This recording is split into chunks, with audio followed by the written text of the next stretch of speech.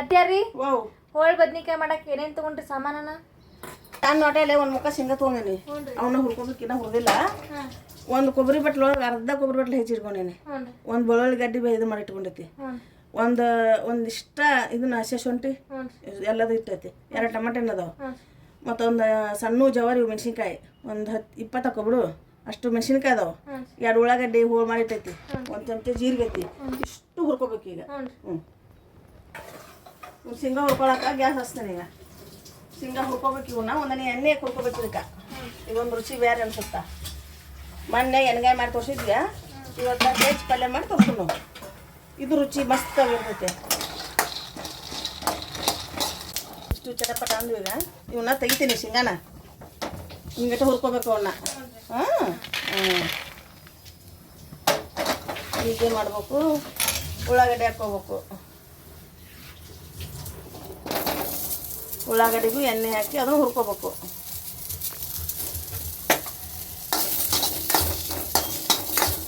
ಸ್ವಲ್ಪ ಎಣ್ಣೆ ಹಾಕ್ತೀನಿ. ಅದಕ್ಕೂ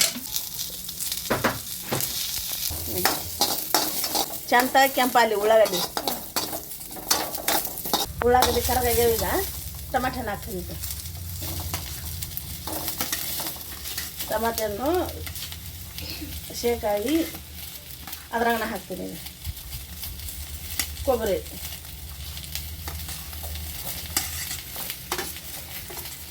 ಜೀರಿಗೆ ಇವತ್ತು ಮೊದಲು ಇದನ್ನು ಹುರ್ತೀನಿ. ಇವನು ಇಷ್ಟು ಕೂಡ ಚೆಂದಾಗ ಹುರ್ಕೊತೀನಿ. ಈಗ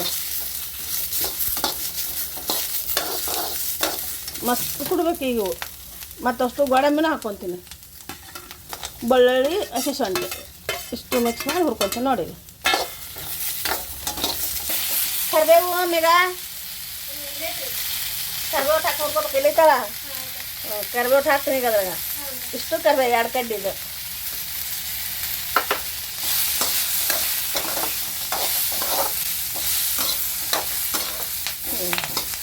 ಇದು ಸಣ್ಣಗಾಲಿ ಈಗ ಬಿಡ್ತೀನಿ.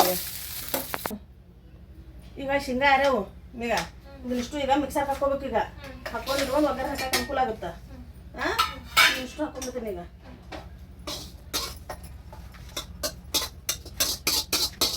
ಈಗ ರುಚಿ ತಕ್ಕಷ್ಟು ಉಪ್ಪು ಹಾಕ್ತೀನಿ.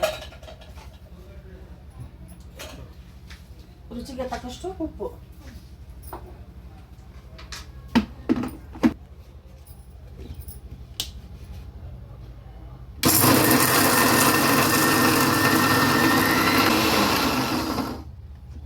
ಸ್ವಲ್ಪ ನೀರು ಹಾಕ್ಕೊತೀನಿ.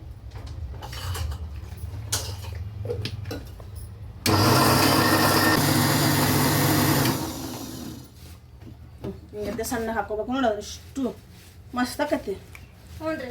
ಮಸಾಲೆ ರೆಡಿ ಮಾಡ್ಕೊಂತೀನಿ. ಈಗ ಇದನ್ನ ಒಗ್ಗರಣೆ ಹಾಕ್ತೀನಿ. ಈಗ ಎಣ್ಣೆ ಹಾಕ್ತೀನಿ. ಈಗ ಮೊದಲ ಮೊನ್ನೆ ಎಣ್ಣೆಗಾಯಿ ಮಾಡಿದ್ವಲ್ಲ, ಇವತ್ತು ಹೆಚ್ಚು ಮಾಡೋ ಪಲ್ಯ ತೋರ್ಸೋದು. ಈಗ ಎಣ್ಣೆಕಾಯಿಲ್ಲ ಅದು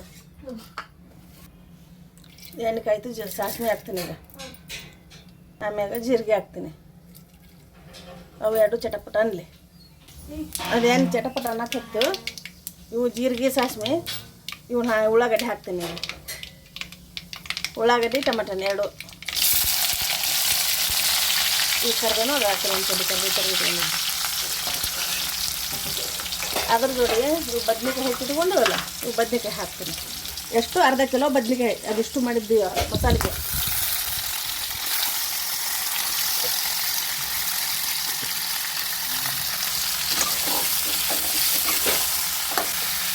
ಇದಕ್ಕೆ ಅರಿಶಿನ ಪುಡಿ ಹಾಕ್ತೀನಿ. ಅರ್ಧ ಚಮಚ. 1 ಚಮಚ ಮಸಾಲೆ ಪುಡಿ ಹಾಕ್ತೀನಿ. ಇಷ್ಟು ಪುಡಿ ಕಲೆ ಹಾಕ್ತೀನಿ. ಅದಕ್ಕೆ ರುಚಿ ತಕ್ಕಷ್ಟು ಉಪ್ಪು ಹಾಕ್ತೀನಿ.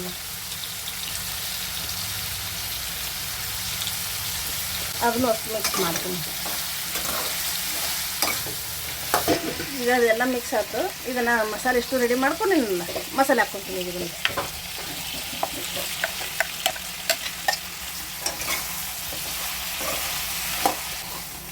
ಈಗ ವಾಸನೆ ಇಷ್ಟು ಚಂದಾಗ ಹೊಡಿವೆ. ಇದಕ್ಕೆ ಒಂದು ಸ್ವಲ್ಪ ನೀರು ಹಾಕ್ತೀನಿ. ಇದು ಕುದೀಲಿ. ಈಗ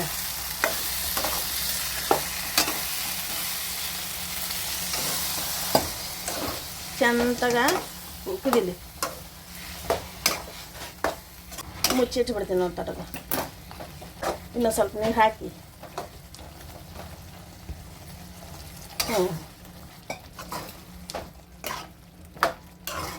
ಕುಟ್ಕಂದ್ರೆ ಮಸ್ತ್ ಆಕತ್ ನೋಡು.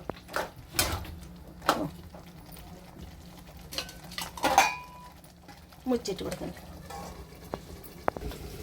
ಇದನ್ನ ತೆಗಿತೀನಿ ಬಾಯ್ ತೆಗೆದು ಕಡ್ಡಿ ನೋಡ್ತೀನಿ. ಅದನ್ನು ಗೊತ್ತಾಕತ್ತಿತ್ತಂದ್ರೆ ಇಲ್ಲ ತೊಳೆದು ಮಿಕ್ಸರ್ಗೆ ಹಾಕಿದ್ದು ತೊಳೆದಿದ್ದಿಲ್ಲ, ಅದೊಟ್ಟು ನೀರು ಹಾಕಿಬಿಡ್ತೀನಿ. ಈಗ ನೀರು ಹಾಕಿಬಿಡ್ತೀನಿ.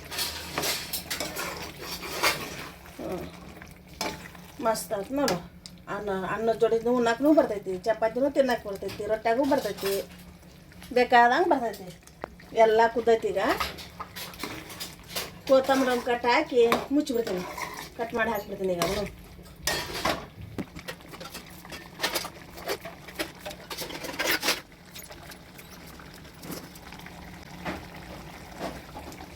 ಬದನೆಕಾಯಿ ಪಲ್ಯ ಹೋಗಾಯಿ. ಮೊನ್ನೆ ಎಣ್ಗಾಯಿ ಇವತ್ತು ಹೋಗಿ ಮಾಡಿ ಪಲ್ಯ ತೊಳ್ಕೊಂಡು ಮಾಡ್ತದ. ಬದನೆಕಾಯಿ ಪಲ್ಯ ರೆಡಿ. ಅತ್ಯಾರಿ ಬಾ ಹೋಳ್ ಬದ್ನಿಕಾಯಿ ಮಾಡಿದ್ರಲ್ಲ ಆಗಲಕ್ಕ ಅದು ಮತ್ತೆ ಉಪ್ಪಿನಕಾಯಿ ಹಚ್ಚಿನಿ. ಬಿಸಿ ಚಪಾತಿ ಮಾಡಿದ್ನಲ್ಲ ಇಲ್ಲಿ ನೋಡು ತಿನ್ನು. ಹೆಚ್ಚು ಮಾಡಿದ್ವಲ್ಲ ಅದ ಬದ್ನಿಕಾಯಿ ಮಸ್ತ್ ಆಗೈತಲ್ಲ. ನೋಡು ನೀನು ಹಿಡ್ಕೊ. ಇದನ್ನ ತಗೊಂತೀನಿ. ಇವಾಗ ಇದು ಮಾಡ್ತಾನ.